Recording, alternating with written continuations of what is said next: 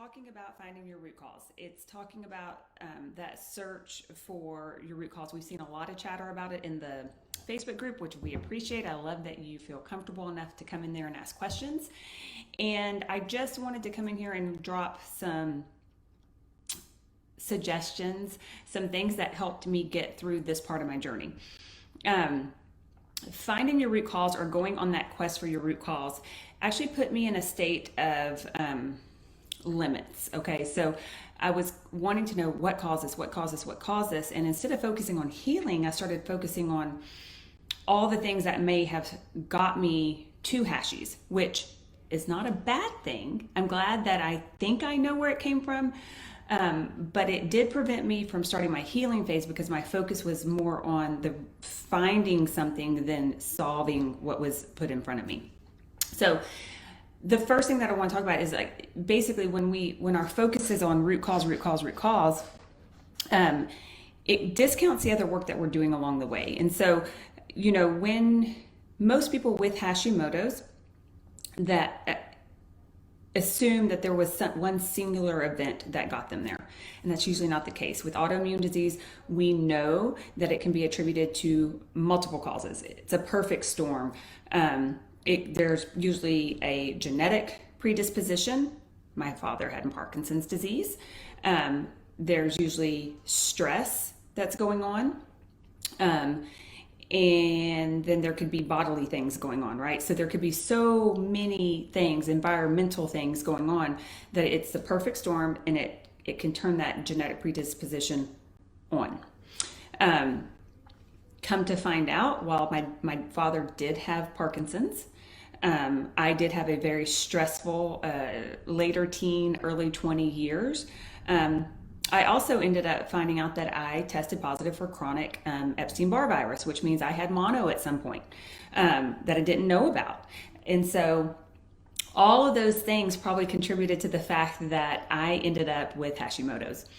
And so I'm just here to encourage you that don't let that take you down a path of discounting what you're doing now. Don't let your brain think that if you find the answer, all your problems are going to be solved. Because usually by the time we get to the answer, so by the time that I found out that, or that I realized that Parkinson's was an autoimmune gene or disease, and that I probably got that genetically from my dad. And then just recently, like I've been on this journey, I've been diagnosed for 12 years now, 13 years, something like that. I just about 4 years ago found out that I tested positive for chronic Epstein-Barr virus. So had I let my quest to find my root cause be my primary focus, I probably wouldn't have made the progress that I made. So I just want to reassure you that yes, finding your root cause might happen. It's part of your journey. Don't get so narrow-minded. Don't turn the blinders on to what that's all you're focusing on. Focus on things that you can do. And remember that sometimes when we get negative feedback, so like if you've been tested for Epstein-Barr virus and it's negative, that's actually an answer. You can check that off the list, okay? Do your parents have autoimmunity? You can check that off the list. When you look back into your life, were there really stressful events that happened that maybe compounded things? You can check that off the list. Dentistry. So early in my journey, I had a lot of cavities, and actually found Weston A. Price Foundation, probably 13 years ago. And looking back at that, I'm certain that impacted turning on that autoimmune gene from my dad, okay? Because I had so many cavities. I had lots of amalgam fillings. I had them all taken out. I have a pretty bad nickel allergy, and so that's usually a symptom as well. We had to do some heavy metal detoxing, and so there can just be so many things, guys, that if you get stuck in that mindset of I have to find my root cause,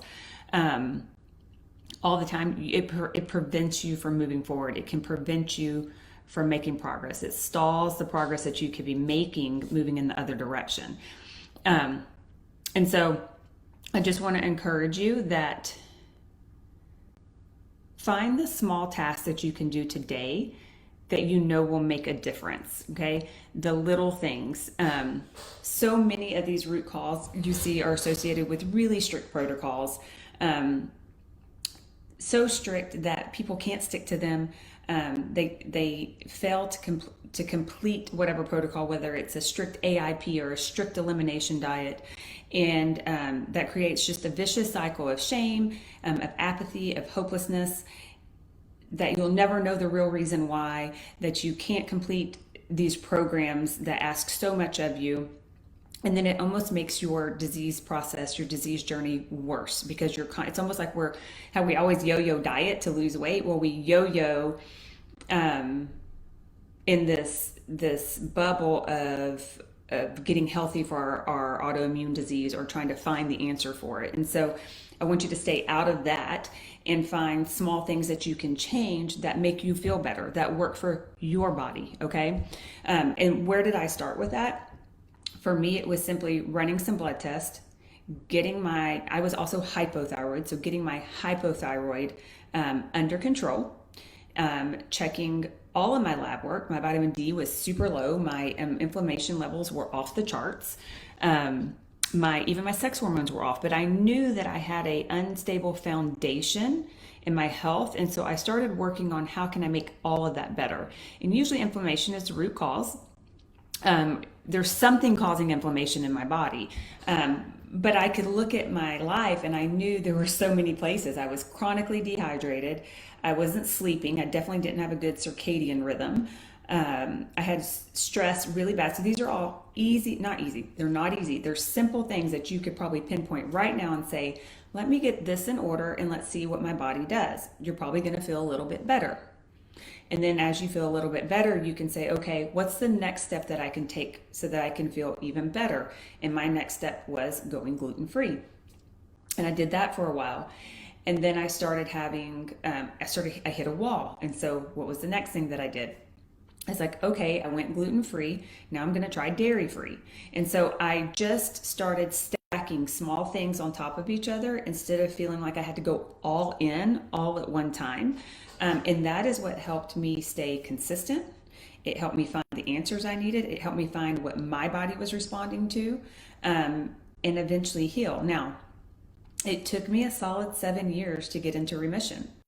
Could I have done that quicker if I would have went all in on something and was 100%? Probably. But could I have stuck to that? Who knows?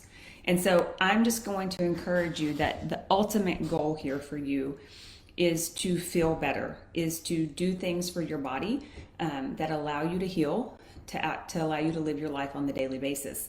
And so stacking those small, tiny things, that's why we do a reset before we launch our program 3 times a year. Next reset's coming up. You're going to start hearing about that in the next couple of weeks. So we teach you how to implement these small habits. So I'm not here to sell the reset at all. I'm just telling you that's why when you get in the reset, it's not like anything that's life-changing or something you can't find on the internet.